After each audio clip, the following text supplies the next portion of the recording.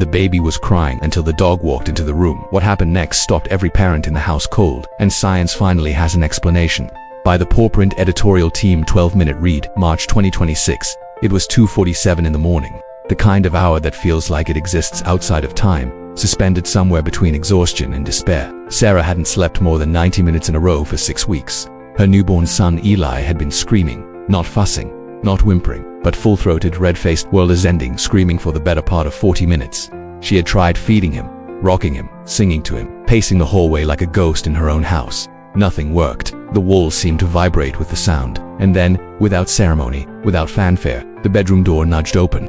Cooper, a 3-year-old golden retriever with a great-ested muzzle and the unhurried confidence of an old soul, padded across the hardwood floor, climbed halfway onto the nursing chair, and pressed his warm flank gently against Sarah's arm. He looked up at Eli.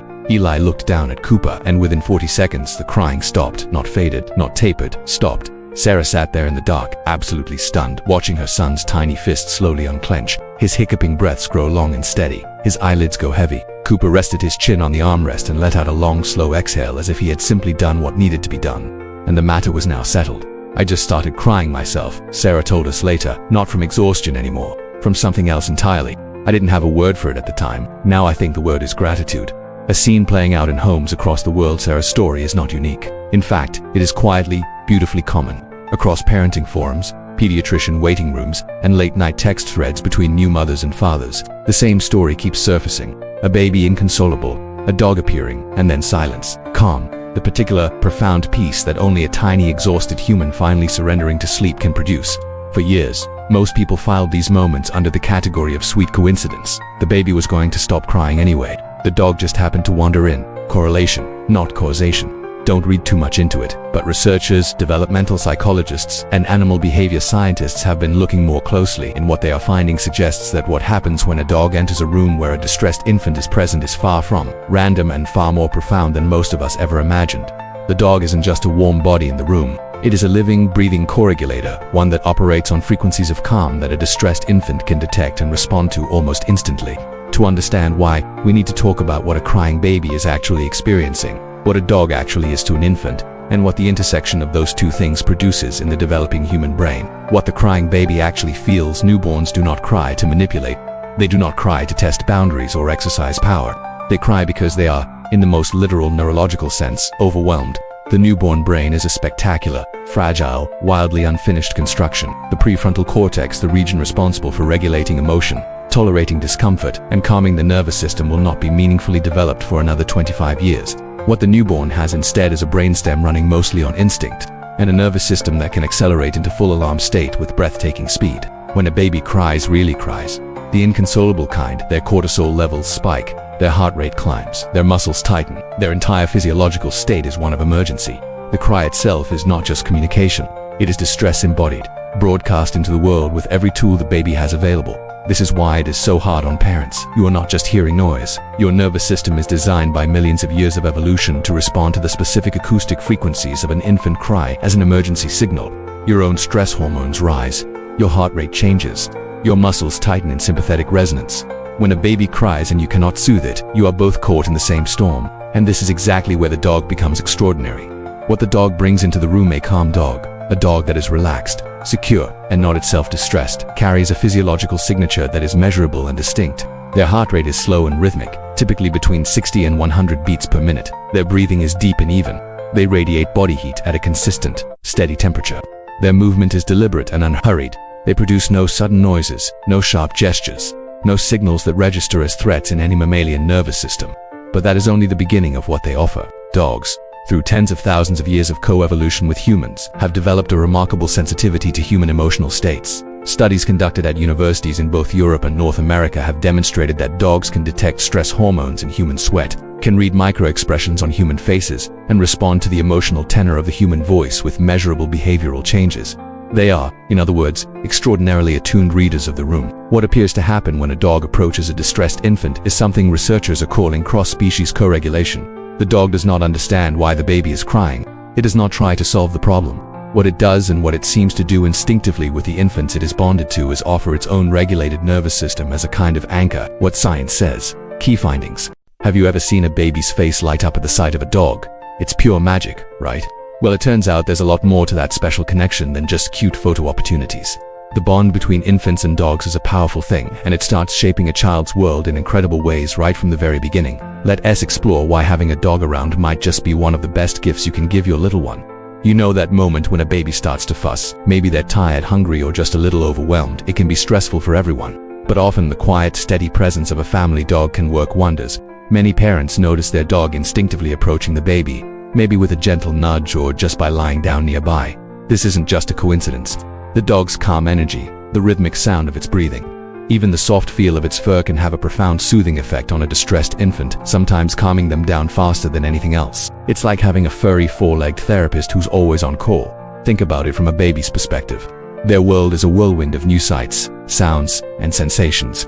A dog is a living, breathing, multisensory experience. There's the unique texture of their coat, the gentle warmth of their body, the soft thump of their wagging tail against the floor, and that distinct, comforting doggy smell. For an infant learning to process sensory information, a dog is a fascinating and gentle teacher. Stroking a dog's fur helps develop their sense of touch, while watching the dog move around the room engages their visual tracking skills. Every little interaction is a building block for their cognitive and sensory development. Beyond the immediate calming effects, growing up with a dog offers a wealth of long-term benefits. It's a child's first real lesson in empathy. They learn to be gentle, to understand the needs of another living being, and to communicate without words. They see their parents caring for the dog, and they learn about responsibility and routine. This early exposure to a non-human friend helps build compassion and respect for all living creatures. And let's not forget the physical benefits. Studies have shown that babies in homes with dogs often have stronger immune systems and are less likely to develop certain allergies and asthma. It seems a little bit of doggy dirt might actually do a lot of good. The companionship a dog provides is truly priceless. As that tiny infant grows into a curious toddler and then a playful child, the dog is a constant friend. They're a partner in crime for backyard adventures, a patient listener for secret stories, and a warm body to cuddle with after a long day. This unwavering, non-judgmental friendship provides a powerful sense of security and belonging. This bond, forged in the earliest days of life, often becomes one of the most cherished relationships a person will ever have. So, the next time you see a baby giggling at a dog, remember you're witnessing the start of a beautiful friendship, one that will fill their childhood with love, laughter, and countless invaluable life lessons. Thanks for watching, and don't forget to like and subscribe for more content. There is also something harder to quantify but no less real: the experience of being unconditionally regarded. A dog does not care if you cried for 40 minutes last night. A dog does not have expectations you might fail to meet. A dog does not love you contingently or strategically. For a young child building their first understanding of what relationships feel like, what it means to be loved, what it means to be safe with another living creature, this is not a small thing. It is foundational. Children who grow up with dogs often describe their dogs as their first best friends, as the recipient of secrets they could not yet tell adults, as the presence they sought when something at school went wrong, when a friendship broke, when the world felt too loud and too much. The dog, as always, asks nothing and gives everything: warmth, attention, proximity, the slow reassurance of a living heartbeat. A word to the exhausted parent: if you are reading this at some impossible hour with a baby who will not stop crying and a dog who has just padded into the room and looked up at you with those ancient knowing eyes, let me say something directly to you. You are not failing. You are not doing it wrong. The fact that you cannot single-handedly regulate your baby's nervous system through sheer willpower and love is not evidence of inadequacy.